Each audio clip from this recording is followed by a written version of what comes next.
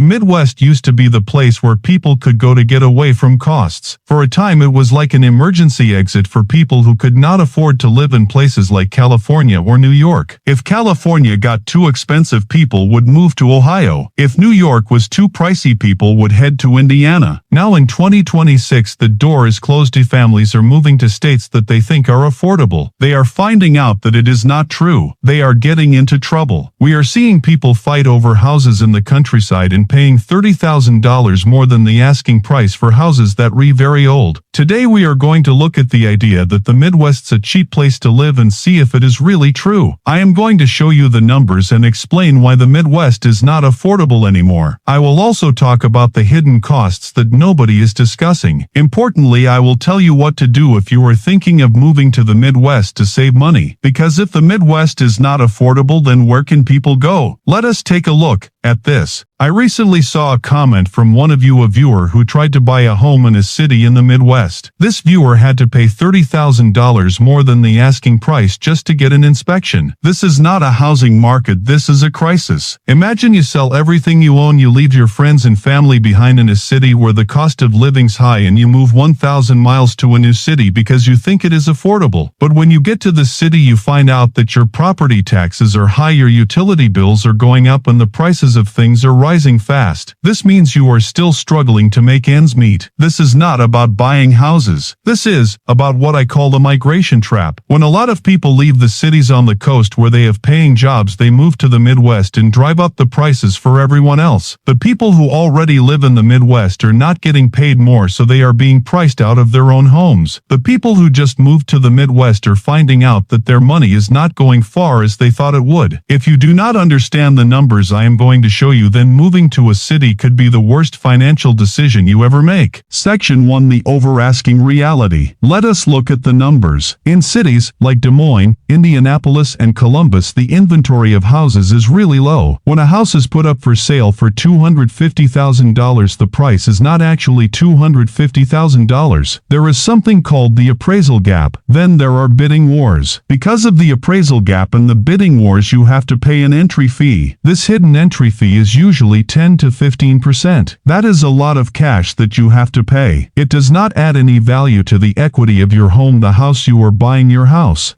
Section 2: The Hidden Cost Explosion. Bridge statement. The problem with housing is the beginning. There is something that is a big problem in the Midwest: infrastructure and utility hike. In many of these states, the local power grids and water systems are old. To make them work better, cities are raising the cost of utilities a lot. I have seen reports that say heating bills in the winter can be as high as $500 or $600 a month for homes. When you add this to your mortgage, the cost of living in these places does not seem cheap after all. Infrastructure and utility hikes are making it hard for people to afford the basics. Section 3: The Property Tax Trap. Here is what the real estate agents will not tell you. When you buy a house for $300,000 that was previously valued at $150,000, the city is going to change the taxes on that house. The thing is, your monthly payment could go up by $300 to $500 a month because of the tax change, and this can happen a year after you move into the house. This is how the middle class squeeze happens. It is like it is happening in front of you. The real estate agents do not want you to know about the middle class squeeze and how it can affect you when you buy a house. The middle class squeeze is real. It can happen to anyone who buys a house like this. So does this mean you should just stay where you are and give up on your plans? No, it does not mean that. It means you have to think about what you're doing and come up with a new plan. The survival strategy is what you need to know. 1. Do not go after the places. If a city is on a list of the best places to live, it is already too expensive. The prices are high because many people want to live there. 2. The 20-mile rule. Look for towns that are 20 to 30 miles away from the big cities in the Midwest. You can get a price for a house in these towns without all the competition you find in the big cities. 3. Check the tax history. Always look at the taxes on a house before you buy it in these areas. You need to know what the taxes will be in the future. What you need to do. The Midwest can still be a place to live, but you have to know what to expect. You have to know the cost of living, not just what people say it is. The Midwest can be a place to live if you are careful and you know what you are getting into.